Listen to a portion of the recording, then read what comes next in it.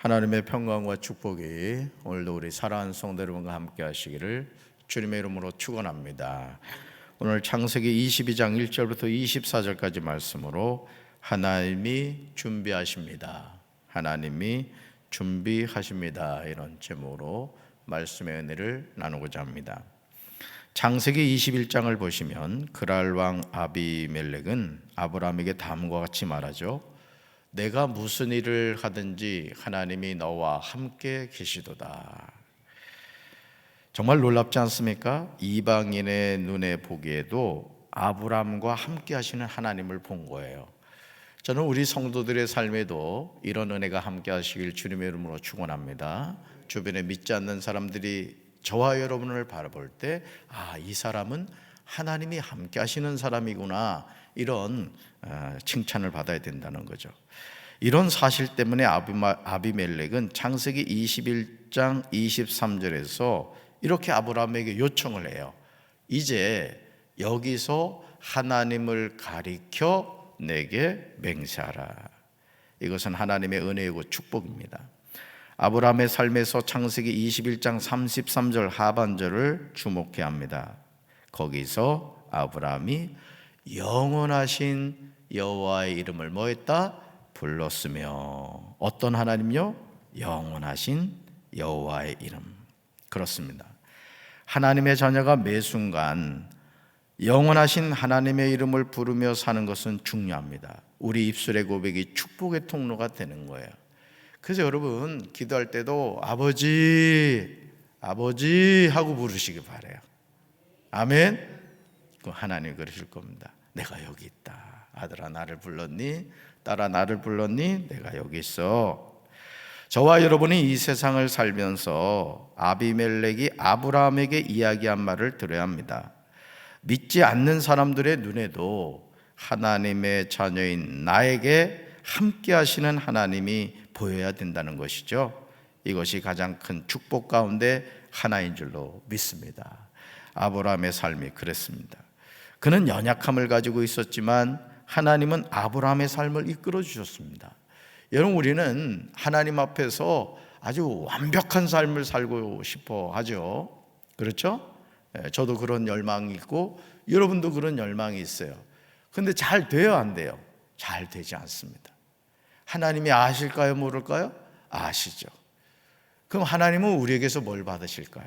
우리의 마음을 받으시는 거예요. 우리가 하나님을 향하여 어떤 마음을 가지고 있고 하나님의 어떤 일을 맡겼을 때 그 일을 향해서 어떤 헌신을 하는가, 그걸 보는 거예요. 제가 우리 전사님들하고도 이렇게 일을 해보면은 열심히 하려고 하는 모습이 보인단 말이죠. 그럼 담임 목사로서 칭찬해주고 이렇게 격려해주고 그러는 거예요. 우리가 하나님 앞에서도 마찬가지라는 것이죠. 자, 이제 아브라함의 삶에는 기쁨이 충만했습니다. 창세기 21장 7절 하반절에서 누가 아브라함에게 말하였으리오마는 아브라함의 노경에 내가 뭘 낳았다? 아들을 낳았다. 이 사라의 말처럼 아브라함은 이삭이 젖을 때는 날 큰 잔치를 베풀었습니다.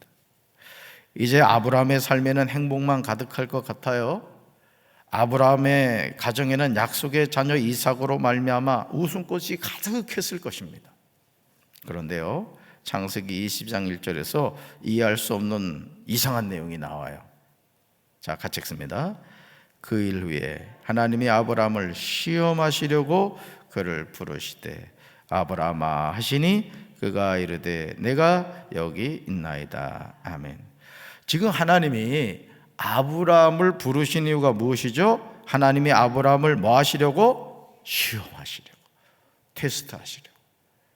여러분, 예수님이 요단강에서 세례 요한에게 세례를 받으시고 올라오실 때 성령이 비둘기같이 임했다고 했어요. 하늘부터 음성이 들렸어요. 이는 내 사랑하는 아들이요 내가 기뻐하는 자라. 이제 뭐예요? 주님이 이제 뽐때나게 하나님의 자녀로서 일을 해야 되잖아요. 자, 근데 성령이 예수님을 어디로 이끌고 가셨다? 광야로 이끌고 가셨다. 뭐 하는 거예요? 시험하기 위해서. 오늘 우리가 하나님의 자녀로 살아가면서 우리는 시험 들지 않기 위해서 기도하죠. 그죠?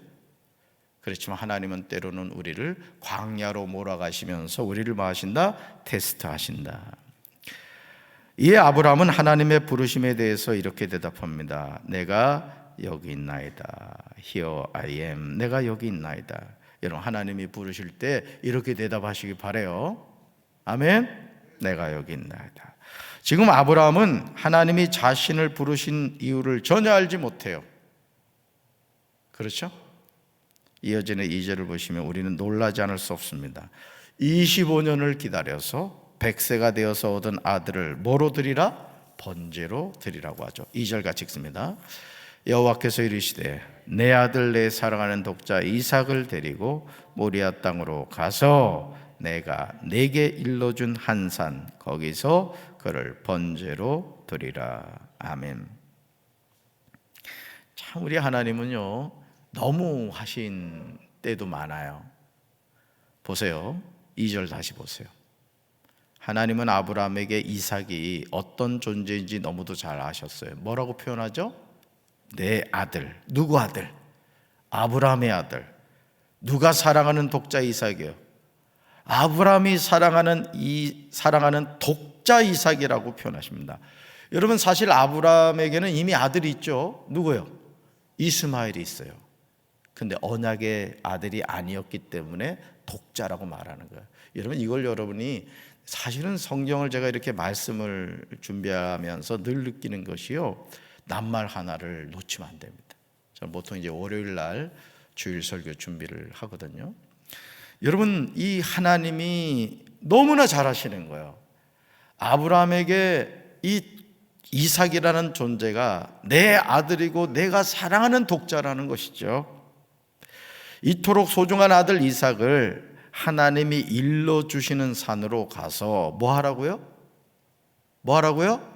번제로 드리라는 거예요. 번제로. 이 말을 듣고 아마 아브라함은 큰 충격을 받았을 것입니다. 그런데 이상한 것은요, 아브라함이 그 어떤 불평과 원망도 하지 않고 하나님의 말씀에 순종하였다는 사실이에요. 이게 어떻게 보면 하나님이 아브라함을 인정한 부분인 것 같아요. 연약함이 많죠.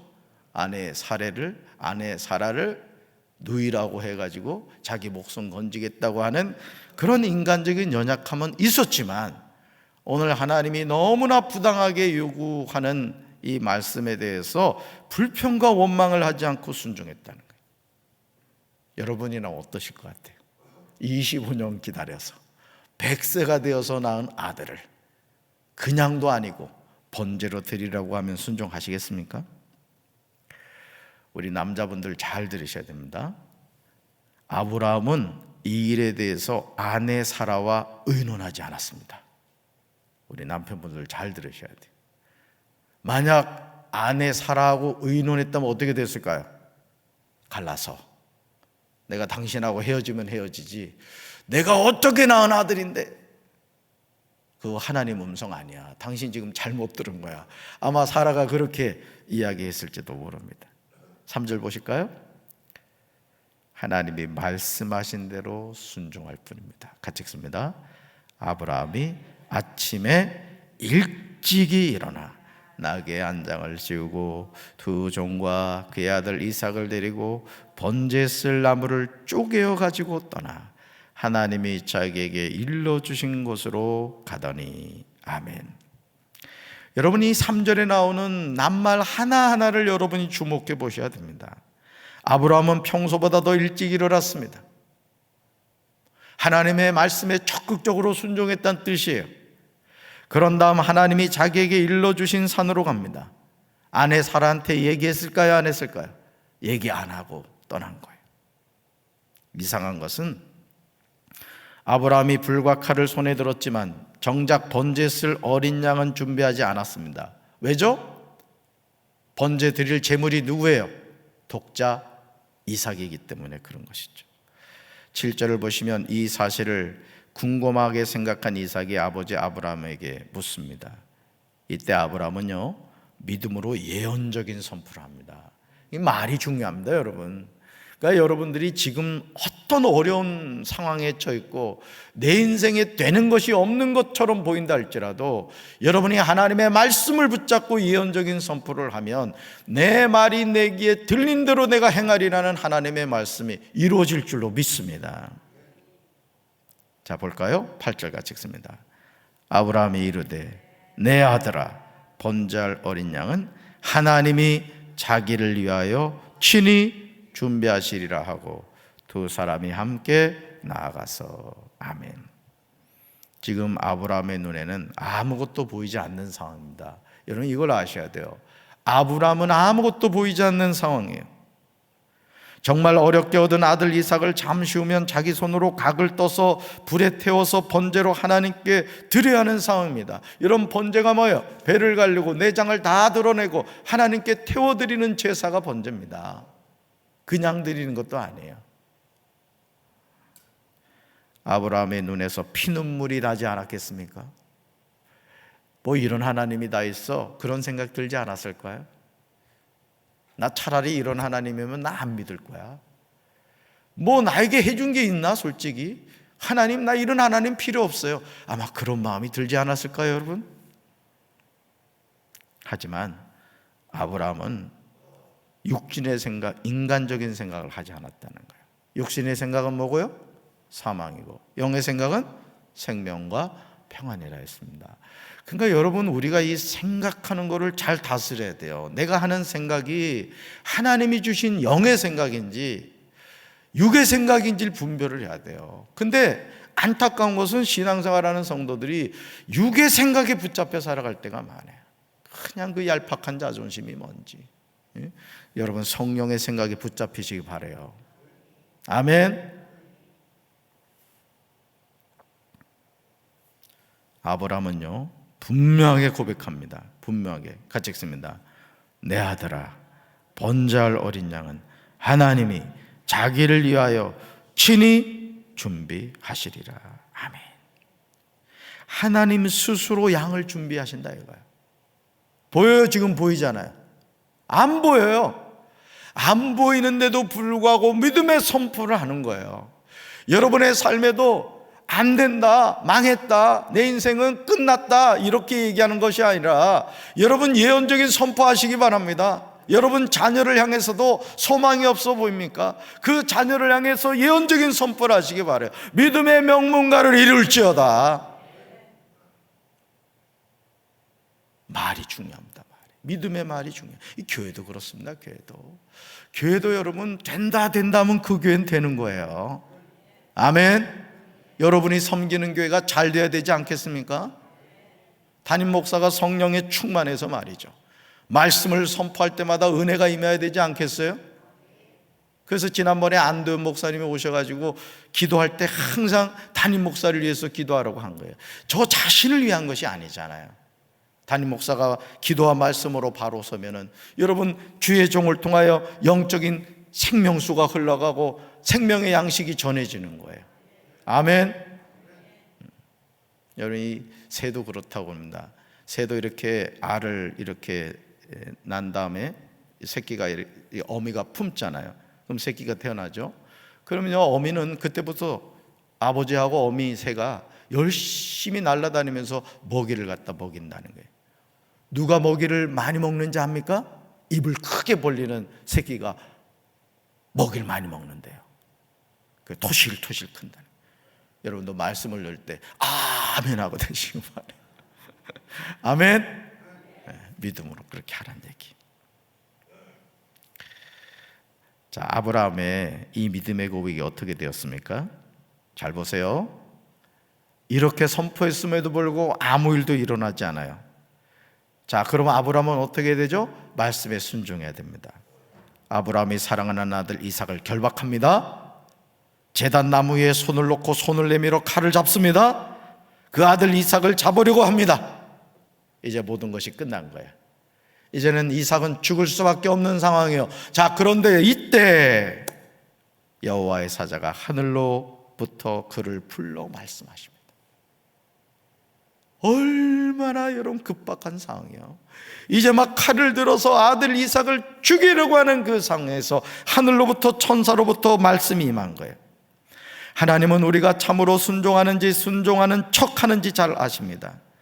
아브라함이 온전한 순종을 할 때까지 하나님은 침묵하셨어요.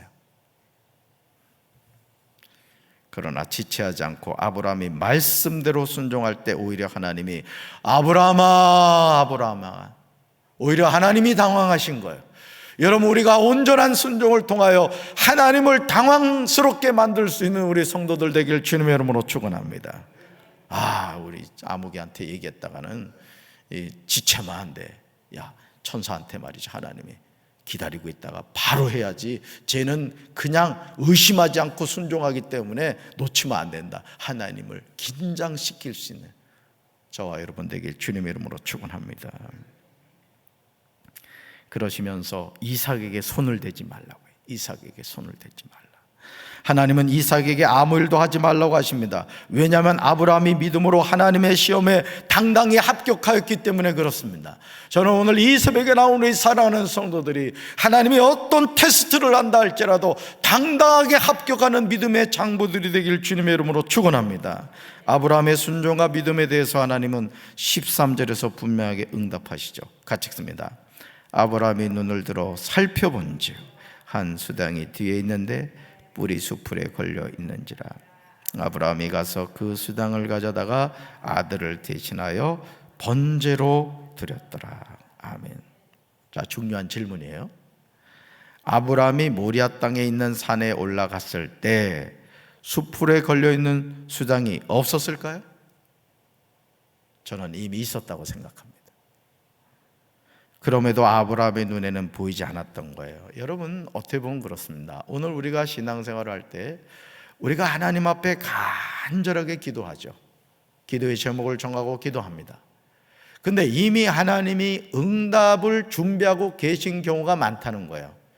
문제는 뭐예요? 내 눈에 지금 보이지 않는 거예요. 뭐죠? 하나님이 우리의 눈을 열어주셔야 된다는 거예요. 여러분, 하나님은 과거도 없으시고 미래도 없으세요. 하나님은 항상 현재십니다. 뭘 말하죠? 우리의 모든 삶을 새초부터 새말까지 다 알고 계신다는 거예요. 믿습니까? 이미 하나님은 준비하고 계셨던 거예요.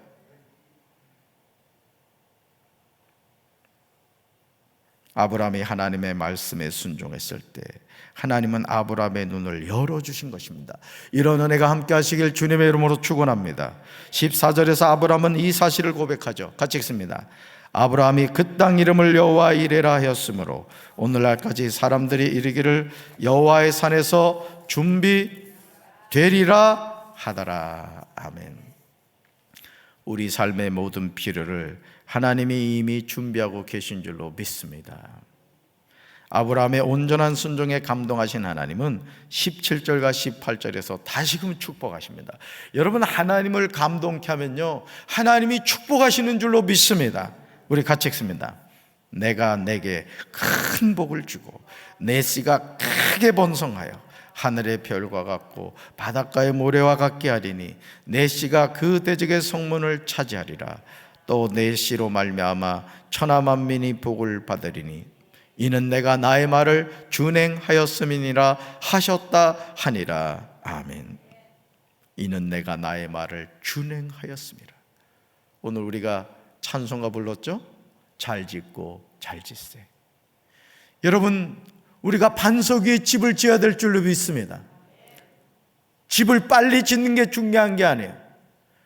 저도 짧은 목회 여정을 돌이켜 봤을 때 제가 목회하는 아버지 아들이었고, 저희 아버지가 재산이 좀 많은 분이셨고, 그랬다면 저는 하나님을 찾지를 않았을 겁니다. 왜요? 하나님 안 찾아도 육신의 아버지가 알아서 목회지 연결해주고, 그래 개척할래? 몇 억 줄까? 한 3억이면 되겠니? 뭔 걱정을 하겠어요. 여러분, 오늘 하나님이 우리에게 허락하시는 고난이라는 문제를 되짚어 보시길 바라요. 나를 연단하신 후에 순금과 같이 되어 나오게 하시는 그 하나님, 신실하신 하나님을 바라볼 수 있게 되길 주님의 이름으로 축원합니다. 수고하지 않고 얻은 것이 축복이 아니에요, 여러분. 땀 흘려 수고한 것을 우리에게 주시는 분이 하나님이신 줄로 믿습니다. 그래서 제가 말씀드리잖아요. 사업을 하면은요, 여러분 사업을 위해서 뜨겁게 기도하시고, 여러분이 어떤 일을 하든지, 야, 저 사람한테 일 맡기면 확실해. 직장 생활에서도 그렇습니다. 상사의 눈에 불 때는 사람이 아니라, 야, 저 사람 우리 회사에 없으면 망해, 그런 사람이 되어야 될 줄로 믿습니다. 교회에서도 마찬가지예요. 아무개 장로님 없으면 어떡하지? 아무개 권사님 없으면 어떡하지? 그런 일꾼이 되시길 주님의 이름으로 축원합니다. 우리가 17절과 18절에서요, 절대 잊지 말아야 할 내용이 있어요. 그것은 이는 내가 나의 말을 준행하였습니다. 나의 목소리를 너는 순종했기 때문이라는 거예요. 여러분, 하나님의 음성을 들어야 될 줄로 믿습니다. 오늘도 하나님이 우리에게 말씀하십니다. 오늘 나와 함께 하자. 내가 너에게 이런 부탁을 좀 하고 싶구나. 담임 목사도 와서 이 교회를 아름답게 한번 세워가지 않겠니? 내가 너에게 물권의 복을 주겠다. 인권의 복을 주겠다. 영권의 복을 주겠다. 쓰임받게 되길 주님의 이름으로 축원합니다. 하나님의 말씀에 순종하면, 따라합시다. 하나님의 말씀에 순종하면 하나님이 축복하십니다. 아멘이십니까? 이것이 인생을 지혜롭게 사는 비결이에요. 우리 교회 모든 성도가 순종의 달인이 되시길 바라요. 여러분, 그 생활의 달인이라는 프로그램 아실 겁니다. 똑같은 일을 반복해서 했을 때 그분들 하는 걸 보세요. 손이 보이질 않아요. 세상에 멀리서 쫙 던지는데도 와, 놀랍더라고요. 여러분, 우리가 신앙생활도 마찬가지잖아요. 겸손을 잃어버리지는 않아야 돼요. 주님과의 첫사랑을 잃어버리지는 않아야 돼요. 그러나 우리가 믿음의 달인이, 장부가 되어야 될 줄로 믿습니다. 오늘도 이 하루를 사시면서 하나님의 음성에 귀 기울이시고 그 음성에 순종하심으로 하나님의 축복받는 우리 사랑하는 성도들 되기를 주님의 이름으로 축원합니다. 가슴에 손 얹겠습니다. 하나님 아버지, 25년을 기다려서 100세가 되어서 낳은 아들 이삭을 번제로 바치라고 했을 때 아브라함이 얼마나 마음에 고통이 컸겠습니까? 오늘 우리가 이 세상을 살아가면서 내 것이 있고 하나님의 것이 있다고 생각합니다. 그러나 내 것이 어디에 있습니까? 나에게 있는 모든 것이 하나님의 것입니다. 우리는 어머니의 태중에서 태어날 때 발가벗은 몸으로 태어났습니다. 그리고 이 세상을 떠날 때 우리의 몸에는 베옷 하나 걸쳐지고 우리는 다 내려놓고 떠날 것입니다. 빈몸으로 왔다, 빈몸으로 돌아가는 것이 우리 인생인데 우리가 왜 그토록 탐심 속에 빠져 더 벌겠다고 하나님을 떠나고 더 성공하겠다고 하나님을 이용하며 살아갑니까? 아버지, 이제는 우리가 하나님을 이용하는 인생이 아니라 하나님이 내 아버지인 것을 믿으며 그 하나님께 예배드리며 살게 하여 주시옵소서. 기도할 때도 인격적인 하나님을 인정하고 살아갈 때도 시퍼렇게 살아계신 그 하나님을 인정하며 살아가는 믿음의 백성들 되게 도와 주시옵소서. 축복하여 주시옵소서. 하나님의 말씀대로 순종할 때 하나님이 우리에게 복을 주신다는 사실을 잊어버리지 않게 도와 주옵소서. 예수님 이름으로 간절히 축복하며 기도합니다. 아멘.